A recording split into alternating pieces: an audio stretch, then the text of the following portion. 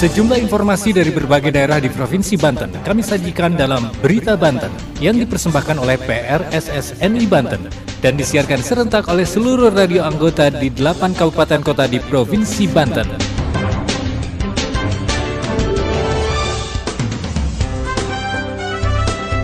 Apa kabar pendengar? Anda kembali bersama kami di Berita Banten PRSSNI Banten edisi hari ini, Senin 27 November 2023. Sejumlah informasi dari berbagai wilayah di Provinsi Banten kami hadirkan kembali untuk Anda yang disiarkan serentak oleh seluruh radio anggota di 8 kabupaten kota di Provinsi Banten. Dan inilah informasi utamanya. Bawaslu Kota Serang kembali tertibkan alat peraga kampanye yang bertebaran di Kota Serang. Ribuan massa memadati Tugu Landmark Kota Cilegon dalam aksi solidaritas untuk Palestina. Angka pengangguran di Kota Serang menduduki peringkat keempat tertinggi di Provinsi Banten. Bersama saya Aldi Akbar, inilah Berita Banten selengkapnya. Pendengar, Bawaslu Kota Serang kembali menertibkan alat peraga kampanye yang bertebaran di Kota Serang. Bawaslu dibantu Satpol PP Kota Serang kembali menyisir jalan protokol untuk menurunkan berbagai atribut peraga kampanye dengan berbagai ukuran. Bawaslu mengatakan karena keterbatasan personel, penertiban alat peraga kampanye tersebut dilakukan secara bertahap.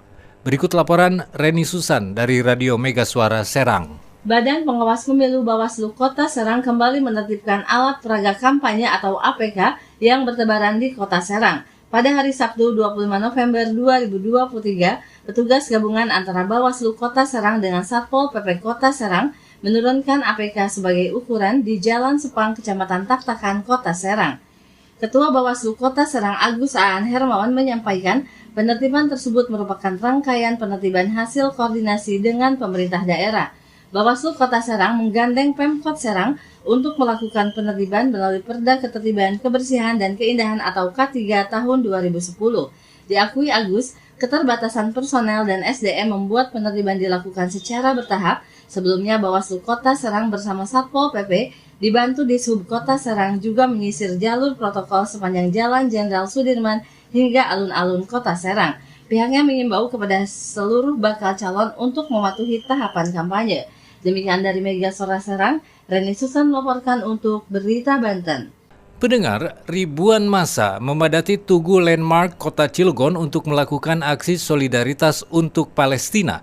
Diawali dengan sholat goib di Masjid Agung Nurul Ikhlas Kota Cilegon, ribuan massa kemudian melakukan aksi long march menuju Tugu Landmark.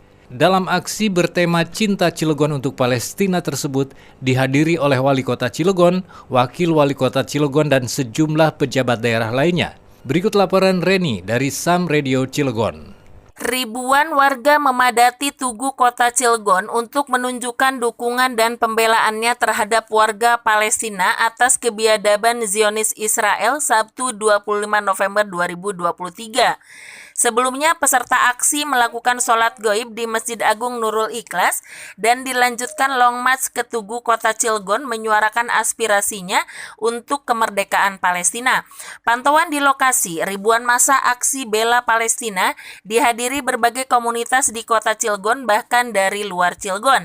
Mereka kompak menggunakan atribut-atribut Palestina seperti syal, bendera, dan kerudung bermotif Palestina dengan warna putih, hitam, merah, dan hijau. Ketua Panitia Aksi Bela Palestina, Junaidi, mengatakan aksi bela Palestina di Kota Cilegon diperkirakan diikuti oleh 5.000 orang. Aksi ini memberikan pesan bahwa masyarakat Kota Cilegon mendukung Palestina. Untuk itu, dalam aksi ini pihak panitia mengusung tema Cinta Cilegon untuk Kemerdekaan Palestina. Pada kesempatan itu, pihak panitia juga menyampaikan terima kasih kepada instansi terkait dan sejumlah relawan dalam mensukseskan aksi bela Palestina, sehingga berjalan lancar dan juga sukses. Untuk diketahui, dalam aksi tersebut turut dilakukan penggalangan donasi untuk disalurkan langsung ke warga Palestina. Pada aksi tersebut berhasil dikumpulkan donasi sebesar 500 juta. Sementara itu, Wali Kota Cilegon Heldi Agustian mengapresiasi masyarakat Kota Cilegon Cilegon yang luar biasa antusias dalam memberikan donasi untuk Palestina. Pada kesempatan tersebut, Wali Kota Cilegon menyampaikan terima kasih kepada seluruh panitia, ormas-ormas Islam di Cilegon yang menjadi salah satu kesatuan sehingga bisa mengumpulkan donasi ratusan juta. Demikian Reni dari Sam Radio Cilegon melaporkan untuk Berita Banten. Berita Banten. Anda masih bersama kami di Berita Banten PR SSNI Banten. Pendengar, saat ini Kota Serang menduduki peringkat keempat jumlah pengangguran tertinggi tingkat kabupaten kota di Provinsi Banten. Jumlah pengangguran yang tinggi tersebut menurut Dinas Tenaga Kerja dan Transmigrasi Kota Serang dikarenakan tidak adanya kewenangan dari pemerintah daerah untuk memberikan sanksi kepada perusahaan yang tidak memprioritaskan tenaga kerja lokal. Berikut laporan Asri Aulia dari Radio Ramaloka Serang. Pemerintah Kota Serang selama ini tidak dapat mengakomodir masyarakat yang tidak memiliki pekerjaan. Kota Serang menduduki peringkat keempat dengan jumlah pengangguran tertinggi seprovinsi Banten. Tingkat pengangguran berpengaruh terhadap kesejahteraan dan kemiskinan masyarakat di tingkat kabupaten dan kota di Provinsi Banten. Kasus pengangguran dikarenakan pemerintah Kota Serang tidak tegas dan peka dengan sanksi yang diberikan pemerintah Provinsi Banten melalui kewenangan di Dinas Ketenagakerjaan dan Transmigrasi Provinsi Banten. Kepala Dinas Ketenagakerjaan dan Transmigrasi Kota Serang Muhammad Popino Priyadi mengatakan, apabila kewenangan pemberian sanksi terhadap perusahaan diberikan kepada pemerintah daerah, pihaknya dapat mengintervensi perusahaan untuk memprioritaskan pekerja lokal saat membuka usaha di daerah. Selama ini kewenangan pemerintah kabupaten dan kota terhadap industri sangat terbatas, mulai dari pengawasan, penindakan hingga penutupan operasional. Pemberian sanksi adalah kewenangan Dinas Ketenagakerjaan dan Transmigrasi Provinsi Banten.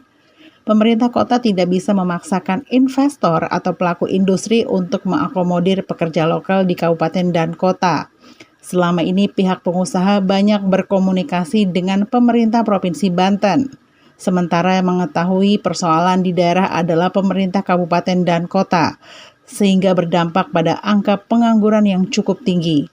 Pihaknya berharap pemerintah Provinsi Banten bisa mencari solusi terbaik dengan tingginya angka pengangguran di wilayah Kota Serang saat ini, dengan memberikan lapangan pekerjaan bagi warga lokal khususnya masyarakat kabupaten dan kota dengan kemampuan yang sesuai dan mumpuni di bidangnya. Demikian berita sekitar Banten, Asri Aulia melaporkan dari Ramaloka untuk Berita Banten. Demikian sejumlah informasi yang telah kami sajikan untuk Berita Banten kali ini. Saya Aldi Akbar, sampai jumpa. Terima kasih Anda telah mendengarkan Berita Banten yang dipersembahkan oleh PRSSNI Banten.